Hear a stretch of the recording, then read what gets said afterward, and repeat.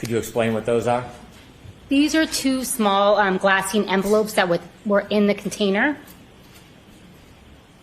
Any markings on those envelopes? Yes. Would you like me to read them? Please. Okay. Some of it is illegible to me. I didn't write it. Oh, I'm sorry. It appears to be at least the second half of the case number. It's possible that's the 2202184. 3-1 pieces E, G, I'm not sure if it's an M or an H, I, S, K. This also has a case number 22-02184. 3-1, assorted small pieces. Thank you. And was there any pieces that weren't packaged other than the housing in that bag? Yes. And could you show us, please?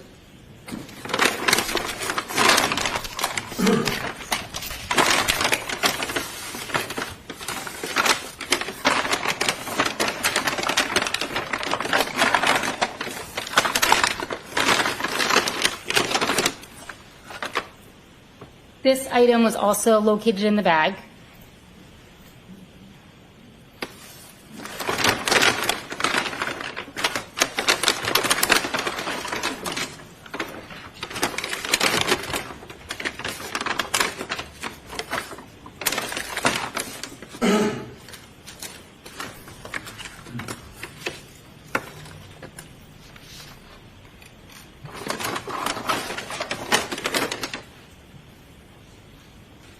And these two items were also located in the bag.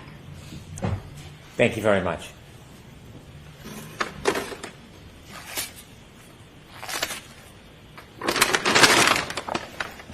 May I approach? Yes. I'll take that.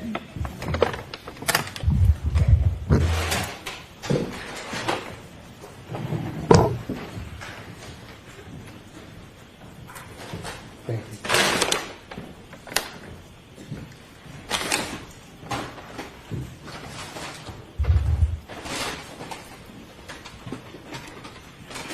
When you brought the taillight housing back to the lab, did you take it out of the bag and do anything with it? Yes, during my examination, I did remove it from the bag to look at it. After you looked at it or during your observations, did you take any samples from it? Yes, I did. Explain to us what you did. I took a polyester swab, I moistened it with sterile water, and then I applied that swab to the external front areas of the taillight. Why did you do that? My goal was to collect any potential biological material that was present on the exterior of the taillight. Did you engage in that procedure pursuant to your training and experience? Yes, I did.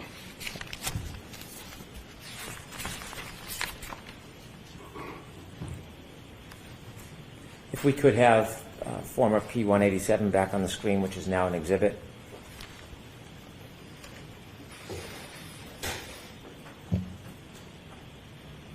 Could you use the pointer and the television to your right? Could you show us or show the jury where you took a swab, what areas? Yes. Thank you.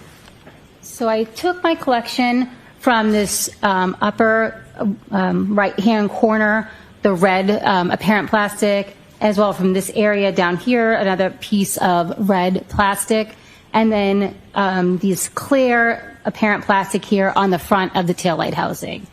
Basically any areas that would have been exposed when the taillight was intact. Why do you take the swab and go to multiple different parts of an item? The goal of this collection was just to determine if there's any biological material in that area, and there's no forensic relevance related to if it came from the upper right or the lower left. I took that collection as a whole, and in addition, there was a very small surface area to begin with. When you took the swab, did you run it along the breaks in the red part? Like the edges here? Yes, the edges. It's possible, yes, that I collected from those edges. Do you have a memory of what part you actually swabbed? I remember swabbing the external areas of the taillight, those that would have been on the outside prior to any damage being done. Okay. Thank you. You can take that down, please. After you engage in the procedure of taking a swab, what do you do to preserve that swab? That swab is air dried. It's then repackaged in a small glassine envelope. A portion of the swab is also put in a clear plastic tube, which is sent forward to the DNA unit. Did you do that? Yes, I did. Why do you go through that type of procedure? Why do you take that many steps? I'm sorry, may I correct my answer Please. from the last question? Please. My apologies. So in this particular instance, the entire swab was cut up and put into plastic tubes for further testing. Why did you do it that way? This item was quantity limited. The swab itself was quantity limited, meaning that they'd have to use up the whole swab in order to run DNA analysis. Did you do DNA analysis on the swab? No, I did not. Why not? I don't work in the DNA unit, so that is the job of a different analyst. And at some point, did you take that item that had been preserved and put it into evidence? Yes, I did.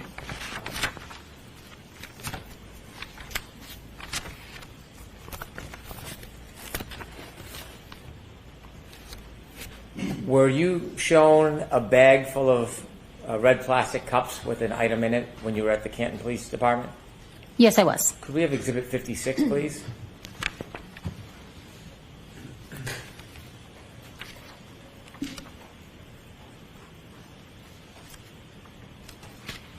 Thank you. This is a photograph that's been marked as an exhibit. Do you recognize what's in that exhibit? Yes, I do. And what is it? Those are 6 red plastic cups that contained frozen red-brown stains. Did you do anything relative to the content of those cups? I took a collection from one of the cups using 2 sterile cotton swabs.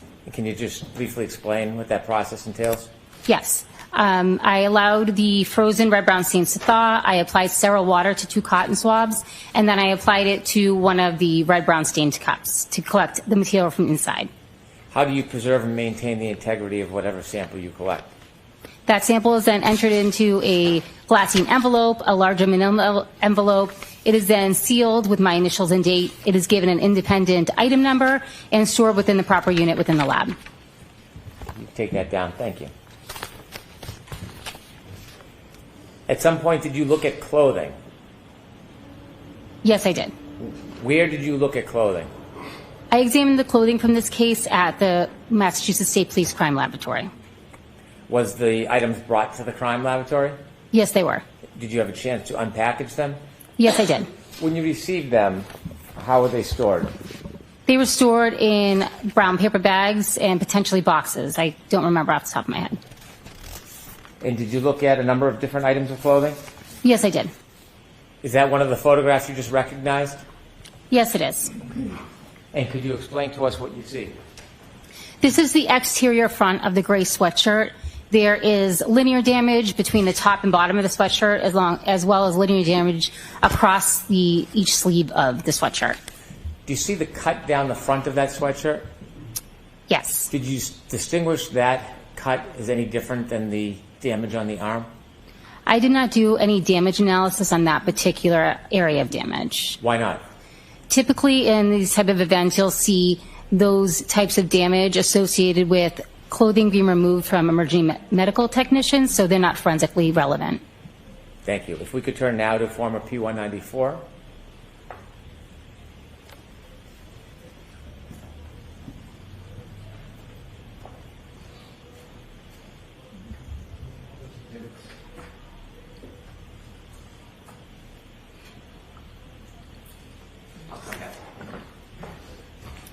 Is this the same sweatshirt?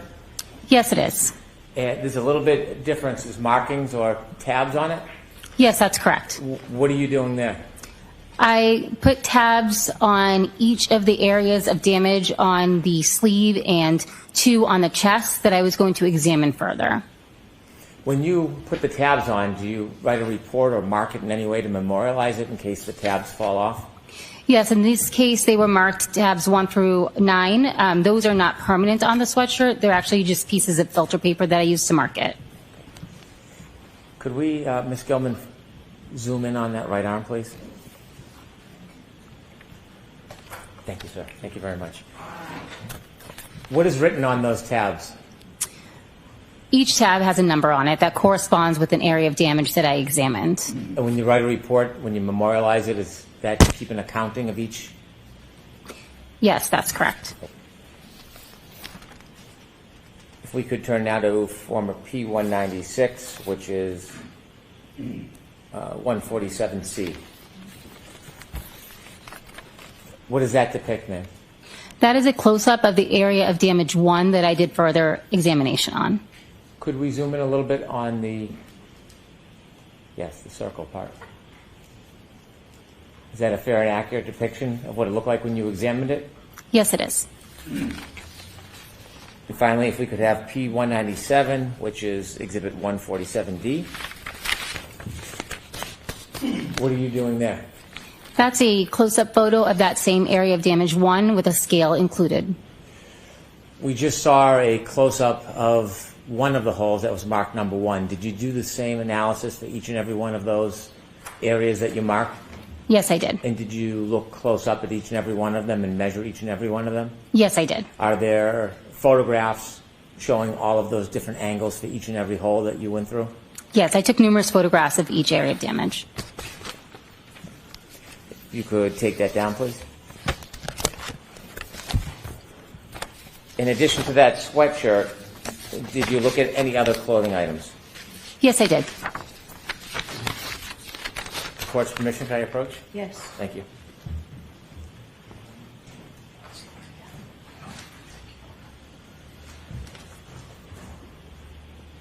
I'm showing you two photographs. If you could look at the first one, do you recognize what's in that photograph? Yes, I do. What is it?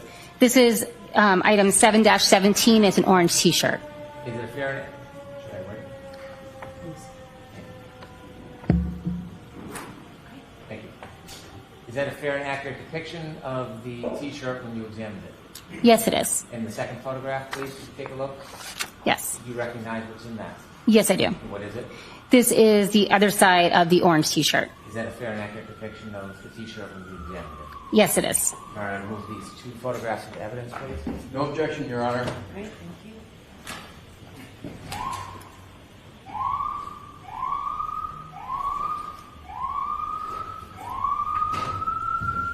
Welcome.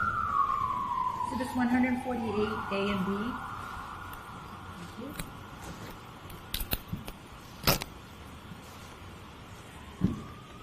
With the court's permission, I'd like to show P232 to the jury. Okay.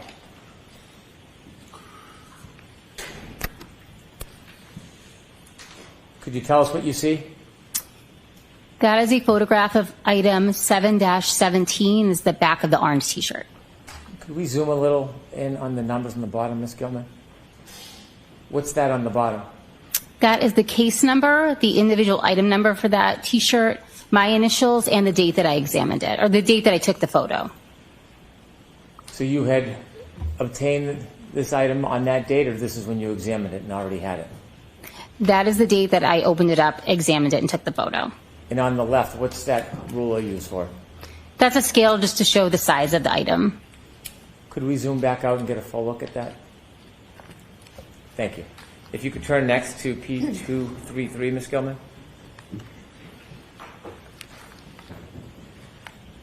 What is that a photograph of?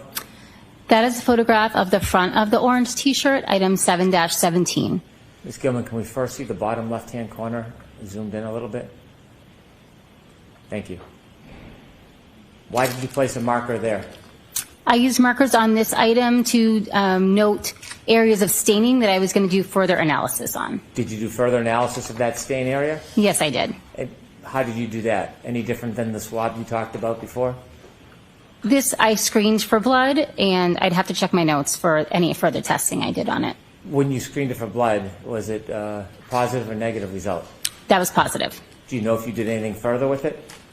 May I check my notes? With the Yes. court's permission? Thank you. Can you turn the lights up, please? Thank you.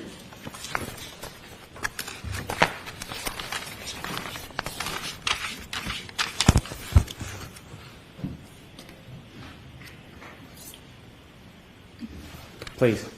Yes, I also performed a confirmatory test for blood on that stain. So what's the difference between a preliminary and a confirmatory test? A screening test, other types of materials may cause a positive reaction. For the confirmatory test, it is confirmatory for blood, as well as it indicates human blood, although you might get a positive reaction from primate blood or ferret blood.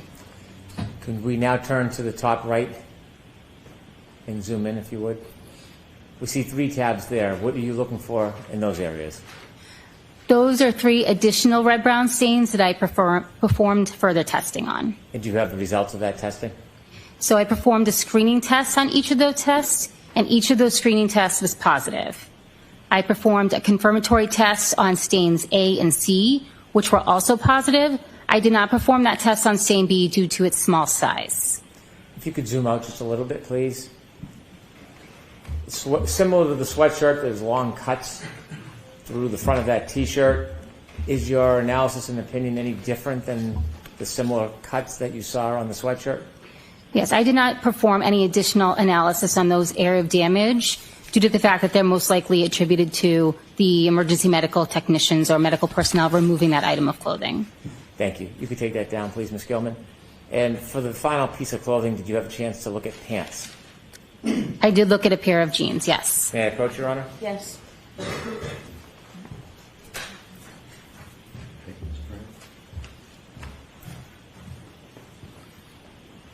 I've handed you 2 photographs. The first one, do you recognize it? Yes, I do. And what is it?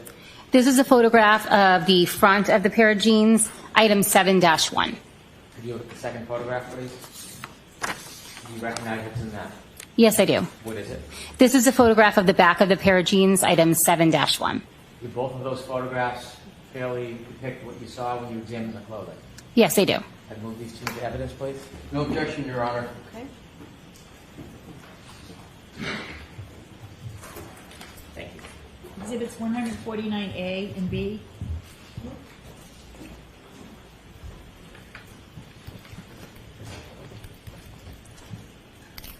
With the court's permission, I'd show P242, which is 149A, to the jury. Okay. Was there anything of note when you examined these pants? These pants also had linear damage between the top and the bottom, which would be consistent with cuts made by emergency medical personnel when removing the item. If we could zoom in to show those cuts, Ms. Gilman.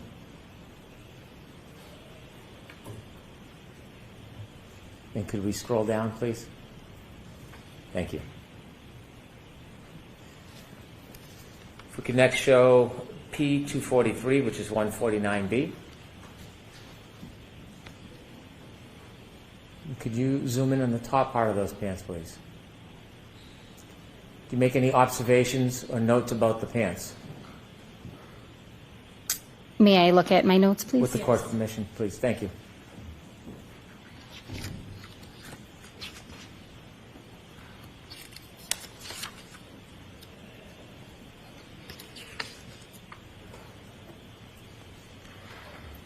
I noted numerous red-brown stains on the clothing, as well as dirt and debris on the clothing. What part of the pants did you note the dirt and debris? It was just a general observation. I didn't specifically denote where it was. Ms. Gilman, could you scroll from the top to the bottom of the pants, please?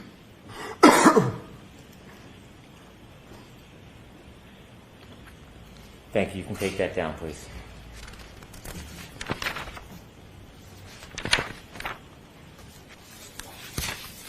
Did you perform any additional testing relative to the clothing that you examined, that being the sweatshirt, the T-shirt, and the pants? I performed numerous tests on each of the red-brown stains on the items that I marked. After you completed examining the red and brown stains, did you do any other type of testing or evidence collection relative to the clothing? Yes, I did. Could you share with the jury what you did as far as further evidence collection relative to the clothing? Can we take it item by item? How would you sure prefer can. to do it? Let's start with the sweatshirt. Okay. So in addition to testing the red-brown stains, I collected any stain that was positive or confirmatory for blood. After performing that collection, I also performed a collection around the tears on the right sleeve of the item. That's using 2 cotton swabs moistened with sterile water, which I vigorously rubbed around the areas of the teared areas on the sleeve. I also performed an additional scraping and swabbing of the unstained area of the sweatshirt for any potential skin cell recovery. In addition, I performed a debris collection from the sweatshirt. I want to stop you there. I want you to explain to us in some detail what is a debris collection and how do you undergo a debris collection? After I've completed all the testing that I'm going to do on the item, I remove any large items that may be present on the item, such as apparent hairs or fibers, anything that I can pick off, I can visibly see with a pair of tweezers. Once that is done, I will do a general debris collection where I took a large metal spatula-shaped object and scraped the clothing, or in this particular case, the sweatshirt. And any debris that came off the sweatshirt was put into a glassine fold and preserved. Before you tried to scrape off any debris that was on the sweatshirt, could you, to your own eye, see any debris in the sweatshirt? May I check my notes? Yes.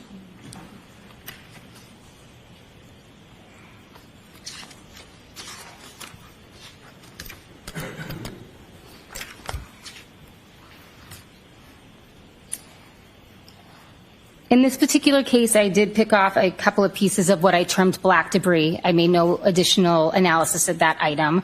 I packaged that separately, and then the scrapings themselves, I did not make any observations of anything contained in those scrapings. So there was nothing of note that I could have put in my notes to further classify them.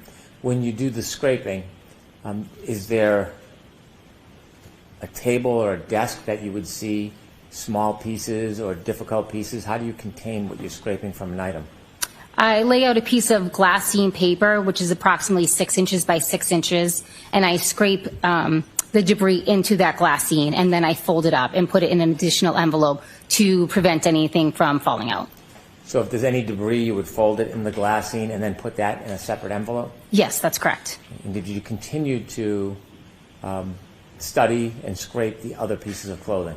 Yes, I performed that same type of scraping on the orange T-shirt. That scraping was combined with the scrapings from the sweatshirt.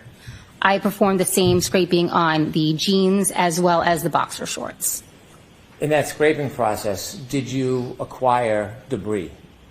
Yes, there was some visible debris. How small were the pieces? I did not make any measurements of it. Why not? That's done by a different analysis unit, so I didn't do any type of analysis on that debris. How small or large were the pieces of debris that you scraped from the clothing? I did not take any measurements of them. How did you store the debris that you scraped from the clothing? It was put into a glassine fold, given a separate item number, and then put into a larger glassine fold so that it could be tracked throughout the laboratory. Do you have that item number? Yes, I do. So the debris from the sweatshirt and T-shirt was item 7-18.18.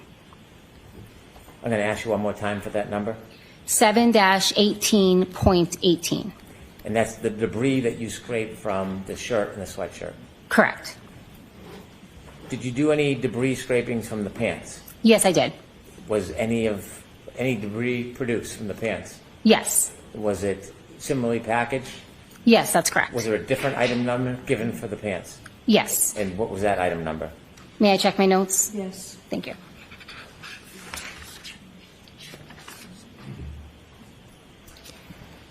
That item number, the debris from the jeans, was 7-1.8.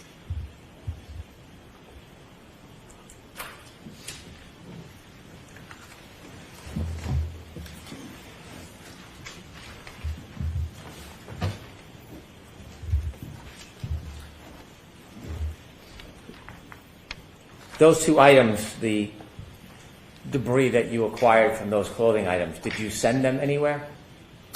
I put those in our secured storage unit, and they were later forwarded on to the trace unit for analysis. They later went to the trace unit? Yes, that's correct. When you arrived at Canton on February 1st, 2022, do you recall what the weather was like outside? I don't recall. I just know that it was winter. You said when you first get to a scene, you have a conversation about the investigator's information to help your assessment. And I don't want you to discuss what that conversation may have been, but did you have a similar conversation? Yes, I did.